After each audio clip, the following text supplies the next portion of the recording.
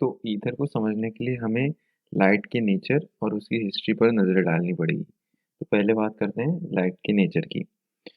तो पहले लाइट के नेचर पर बहुत डिबेट हो रखी है कि लाइट पार्टिकल है या वेव। उसमें से एक साइंटिस्ट था आइजैक न्यूटन। न्यूटन ने बोला कि लाइट पार्टिकल से बनी होती है जिन्हें कॉर्पस्कल्स बोलते हैं। लेकिन उसी टाइम के आसपास साइंटिस्ट क्रिश्चियन हाइगन्स ने कहा कि लाइट एक वेव है और उसने लाइट को वेव मानकर रिफ्लेक्शन और रिफ्रैक्शन को एक्सप्लेन किया। लेकिन ऑब्वियसली उस टाइम पर न्यूटन ने अपना नाम बहुत बना लिया था क्योंकि उसने laws of motion, gravitational attraction और भी बहुत सारी चीज़ों को डिस्कवर किया था। इसलिए वेव नेचर ऑफ लाइट को सपोर्ट बहुत कम मिला। लेकिन वेव नेचर ऑफ लाइट को सपोर्ट तब मिला जब थॉमस यंग ने लाइट के इंटरफेरेंस पर एक्सपेरिमेंट किया। उसमें उन्होंने दो पिन होल से लाइट निकाली और उन्होंने उन दोनों लाइट के इंटरफेरेंस पैटर्न को स्क्रीन पे देखा, जिसमें उन्होंने देखा कि लाइट एक फ्रिंज पैटर्न बना रही है और ये फ्रिंज पैटर्न सिर्फ वेव नेचर ऑफ लाइट से एक्सप्लेन हो पा रहे हैं। और उसके बाद में मैक्सवेल की इलेक्ट्रोमैग्नेटिक थ्योरी ने भी प्रूव कर दिया कि लाइट जो है वो एक इलेक्ट्रोमैग्नेटिक वेव है। अब लाइट के वेव प्रूव होने के बाद एक प्रॉब्लम आई कि अगर लाइट वेव है तो वो ट्रैवल किस में करती है। जैसे साउंड वेव को एयर की ज़रूरत होती है, वाटर वेव को वाटर की ज़रूरत होती है, वैसे ही सेismic वेव अर्थ में ट्रैवल करती हैं, तो लाइट किस मीडियम में ट्रैवल करती है। तो साइंटिस्ट ने एक थ्योरी दी जिसमें उन्होंने एक मटेरियल को प्रपोज करा जिसे ईथर कहते हैं। और ये ईथर पूरे यूनिवर्स में फैला हुआ है और सारे प्लैनेट्स, स्टार्स, मून्स इस ईथर के ओशन में तैर रहे हैं, ऐसा साइंटिस्ट ने बोला। और लाइट इस ईथर में ट्रैवल करती है और सबने इस थ्योरी को मान भी लिया क्योंकि उस टाइम पर किसी ने कोई ऐसी वेव नहीं देखी थी जो बिना मीडियम के ट्रैवल कर सके। तो अभी तक हमने देखा कि हमने लाइट को वेव कैसे प्रूव करा और ईथर पिक्चर में कैसे आया। लेकिन कहानी में ट्विस्ट तब आया जब दो साइंटिस्ट माइकलसन और मॉडले ने अर्थ और ईथर के बीच की स्पीड निकालने की सोचा। अगर ईथर सब जगह है और अर्थ सन के अराउंड मूव करती है तो अर्थ ईथर के अराउंड भी मूव करनी चाहिए और उसी स्पीड को निकालने की माइकलसन और मॉडले ने सोचा।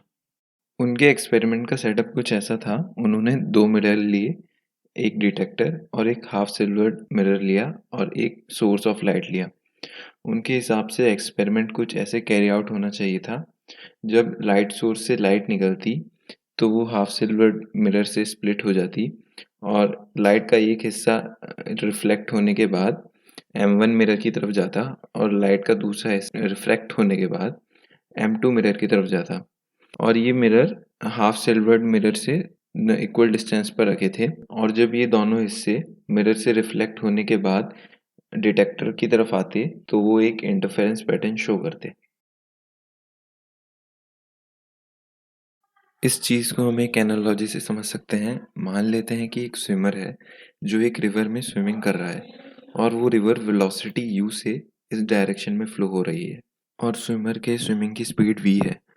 अगर स्विमर इस रिवर में एल डिस्टेंस कवर करके वापस आना है तो उसे इतना टाइम लगेगा।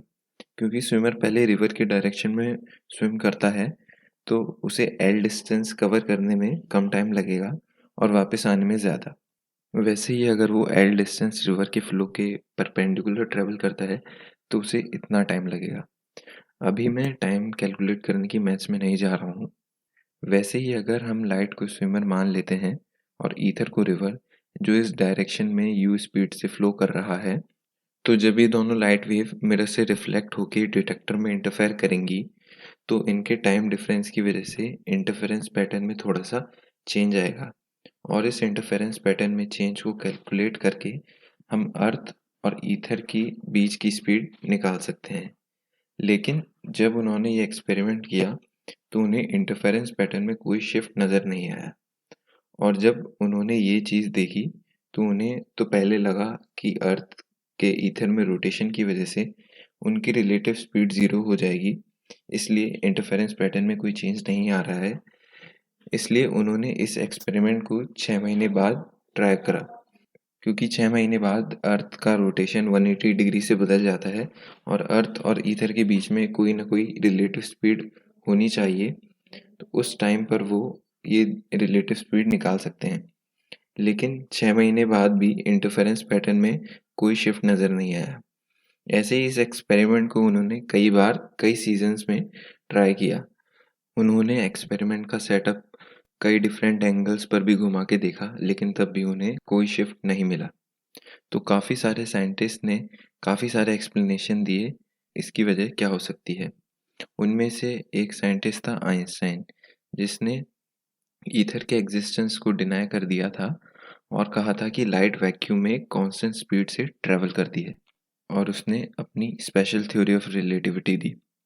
और इस स्पेशल थ्योरी ऑफ रिलेटिविटी को हम आने वाले वीडियोस में अच्छे से एक्सप्लेन करेंगे। तो अभी के लिए इतना ही।